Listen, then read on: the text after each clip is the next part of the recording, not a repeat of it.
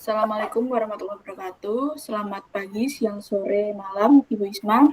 Kami dari kelompok 2 ISBK kelas 2025B akan mendiskusikan terkait kasus 2 pada LMS ke minggu ketiga. Di sini dengan saya Mutia Paramesti, nomor induk mahasiswa 25101854033. Selanjutnya, Saya Naya Renata dengan NIM 035. Saya Habibah Zahrah dengan NIM 24101185408. Saya Putri Rahmasari dengan NIM akhir 034. Saya Aisyah Aurelia Syafitri dengan NIM akhir 030. Jadi yang pertama di sini kami akan menjelaskan tentang dinamika keluarga dan hierarki dalam pengambilan keputusan kesehatan pada kasus ini.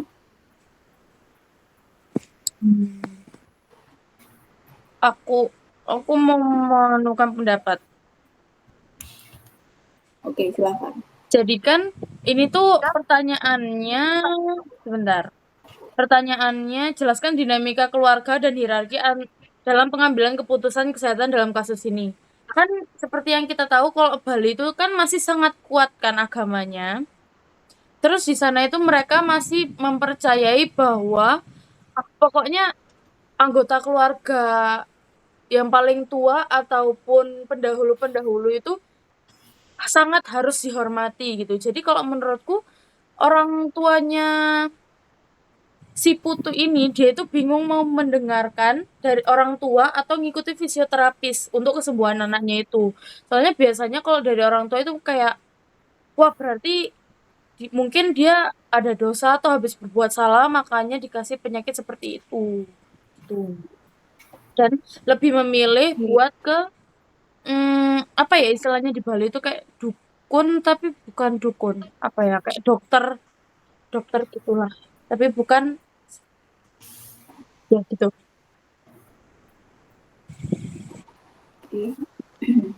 Jadi berarti itu fisioterapis di sini bukan tidak ingin itu ya. Apa itu namanya? Ya pokoknya itu.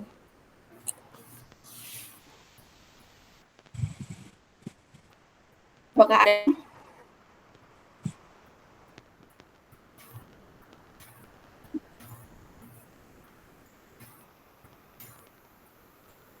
Benar yang dikatakan Naya tadi kalau di Bali itu kental sama adat dan budaya istiadat mereka. Nah, kita sebelumnya juga belajar di pertemuan ketiga kemarin bahwa pengambilan keputusan pada kesehatan itu berada di tangan keluarga. Nah, di sini kita dapat kita lihat bahwa pengambilan keputusan tersebut harus melibatkan persetujuan dari anggota keluarga. Nah, orang tua dari Putu tersebut dilema antara pengambilan keputusan yang diambil oleh keluarga tersebut dengan pengambilan terapi medis atau dengan menggunakan ritual tradisional yang harus melibatkan persetujuan dari anggota keluarga. Mungkin yang lain? ada tambahan? Jika tidak, saya lanjut ke pertanyaan yang kedua. Pertanyaan yang kedua, nilai budaya Bali apa yang sedang berperan? Jadi saya akan menjelaskan nilai budaya Bali yang berperan. Nilai utama yang terlihat seperti tatuan asih atau kebersamaan dan keselarasan, serta kewajiban hormat kepada orang tua dan leluhur. Ritual seperti mereka juga mencerminkan keyakinan akan keseimbangan antara aspek medis, spiritual, dan energi kosmos. Jadi di sini itu ada sinergi antara budaya religius dan praktik kesehatan sehari-hari. Ada yang ingin menambahkan? Kalau menurut aku ada yang namanya nilai budaya itu namanya konsep bakti. Jadi kayak benar-benar si anak atau yang paling muda di keluarga itu harus melakukan penghormatan atau kayak benar-benar nurut sama yang lebih tua gitu loh. Jadi putu Iya, ataupun keluarganya jadi benar-benar berpikir ini tuh mau tetap melaksanakan nilai budaya atau ya mendengarkan kata fisioterapis, dan itu kalau menurut aku sangat gimana ya, lumayan susah sih. kayak susah mengambil keputusannya itu Iya, kan. iya. Jadi ya tuh. Dan Oke. yang lain teman-teman?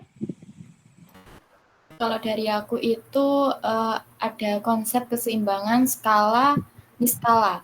Jadi kesehatan itu tidak hanya dipandang secara medis, tapi juga dipandang secara spiritual. Apalagi kalau dibalikan nilai-nilai spiritualnya itu masih kuat banget, masih kental banget.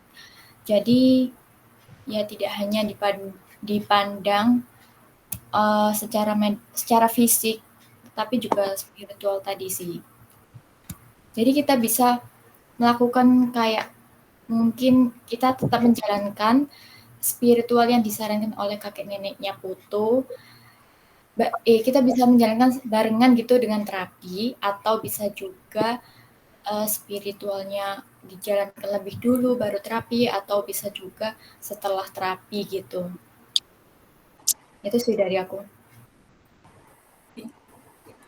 Aurel? Kakak menambahkan? Karena kalau apa kayak nilai budayanya kan kental banget nih. Jadi kayak konsepnya itu ya kayak Trihita Karana gitu kan. Kayak konsep keseimbangan antara manusia dengan Tuhan.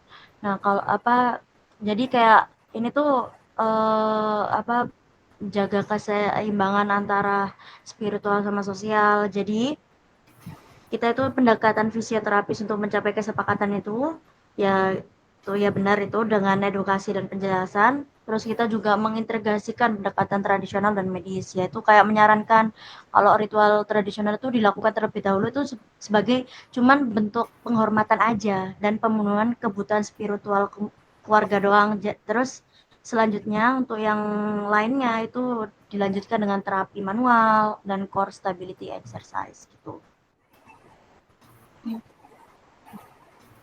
Bisa lanjut? Oke. Jadi sekarang kita lanjut yang ketiga. Sebagai fisioterapis, bagaimana Anda mendekati keluarga ini untuk mencapai kesepakatan yang dapat menghormati nilai tradisional sekaligus tetap menjalankan terapi medis yang diperlukan? Apakah kedua pendekatan ini harus dipertentangkan? Silahkan yang mau menjawab. Aku ini kan harus kaitin sama SGDS. Aku mau pakai mungkin SGDS yang keempat, yaitu yang quality education. Jadi kan mungkin para orang tua kakek neneknya ini belum tahu apa efek samping kalau misalnya lower back pain itu diteruskan nanti makin parahnya itu kayak gimana gitu. Kalau dari aku bakal kasih tahu dengan bahasa yang baik, kayak ke orang tuanya, ini kalau misalnya dilanjutkan itu bisa berdampak buruk kepada tubuhnya. Kalau dari aku sih gitu sih, pakai SGDS yang keempat. Tapi tentu saja dengan bahasa yang baik, terus tetap menghormati ya budaya-budaya mereka gitu kalau dari aku. Kalau aku, nah di sini kita sebagai fisioterapis kan, langkah terbaiknya itu membangun komunikasi yang penuh rasa hormat. Kayak ritualnya itu yang diyakini keluarga butuh bisa diakomodasi atau ya dengan sebagai bagian dari penyembuhan holistik. Sementara terapi manual dan core stability exercise tetap dijalankan untuk pemulihan fisik. Dengan begitu tidak ada pertentangan, melainkan sinergi antara tradisi dan medis. Menurut aku ini lebih cocok sama SDG 17, Partnership for the Goals. Karena fisioterapis berperan sebagai penghubung antara ilmu kesehatan modern dan kearifan lokal. Oke. Selanjutnya, Menurut aku itu relevansinya itu kalau dengan SDGs 7 yaitu energi besi dan terjangkau. Jadi kayak penggunaan energi dalam terapi dan ritual. Jadi kayak apa fisioterapis itu bisa cuma memerlukan fasilitas yang menggunakan energi listrik saja, kayak misalnya penerangan, alat bantu fisioterapi dan ruang terapi yang nyaman dan aman. Terus akses energi untuk kesehatannya tuh kita itu kan kita memanfaatkan sesuatu yang modern tapi juga biaya akomodasinya tuh juga nggak mahal gitu, kayak kita bisa nggunain kayak penerangan LED hemat energi, kayak terus bahkan bisa aja kita pakai energi terbarukan jika memungkinkan gitu. Kalau menurut aku itu berhubungan dengan SDGs nomor 16, yaitu Peace, Justice, and Strong Institution, yaitu hal ini itu pentingnya komunikasi dan dialog antara kedua belah pihak, antara fisioterapis dengan keluarga putu agar tidak terjadi kesalahpahaman atau ada salah satu pihak yang merasa diuntungkan gitu. Jadi di sini kita harus adil. Jadi fisioterapis itu harus menghormati kepercayaan kakek nenek dari putu.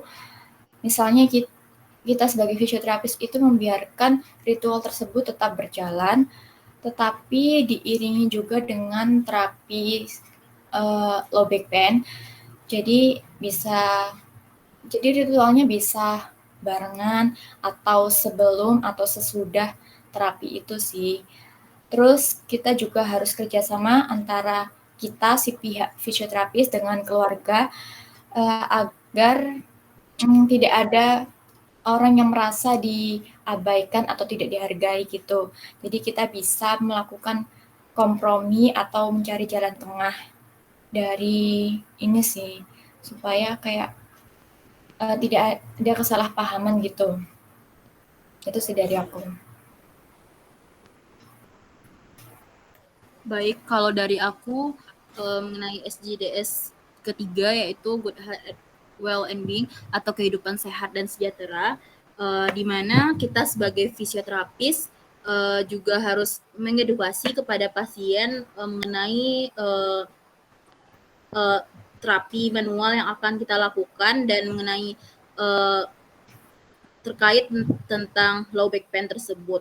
Nah, di kehidupan yang sejahtera dan sehat itu kita di fisioterapis dituntut untuk memberikan edukasi kepada masyarakat bagaimana cara hidup sehat dan untuk mengatasi atau menghindari terjadinya low back pain pada masyarakat begitu.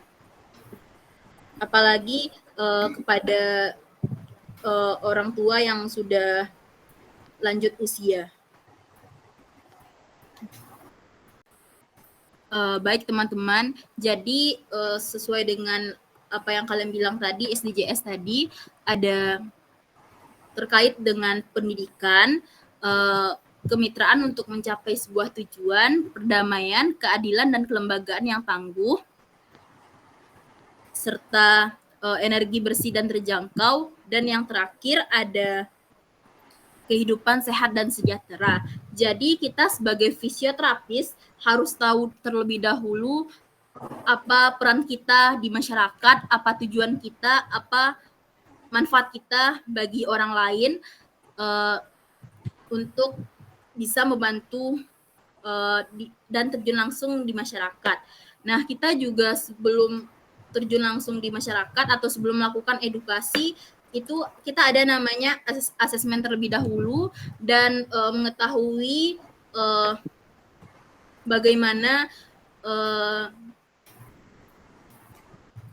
silsilah keluarga, adat istiadat mereka, dan itu juga sangat berpengaruh. Bagaimana dapat kita lihat bahwa di kasus putu tersebut orang tua putu terlihat orang tua putu menderita low back pain. Lalu fisioterapis menyuruhnya untuk melakukan terapi manual dan core stability exercise kepada kakek dan neneknya. Lalu dapat kita lihat bahwa kita juga sebagai fisioterapis harus mengetahui bahwa ada namanya ritual tradisi pada adat istiadat yang dimana kita juga harus menghormati hal tersebut. Nah, untuk supaya kita sebagai fisioterapis agar tetap terapi kita tetap berjalan dengan lancar, kita juga harus mendengarkan tentang adat istiadat mereka, tetapi juga kita harus mengedepankan tujuan kita yang pertama untuk merekomendasikan si pasien tersebut untuk melakukan terapi manual dan stability exercise sendiri gitu. Bagaimana teman-teman?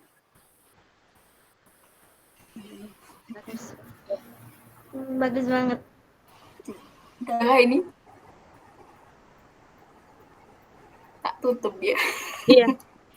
Silakan Mut. Ini potong ya. Baik, seperti itulah kesimpulannya. Terima kasih Kak Ara telah menyimpulkan diskusi kita hari ini. Terima kasih juga teman-teman telah berpartisipasi dalam diskusi hari ini. Sebelum itu, mohon maaf jika ada salah kata. Kami tutup. Wassalamualaikum warahmatullahi wabarakatuh. Terima kasih. Waalaikumsalam. Terima kasih banyak Terima kasih Bu Bu Isma. Isma.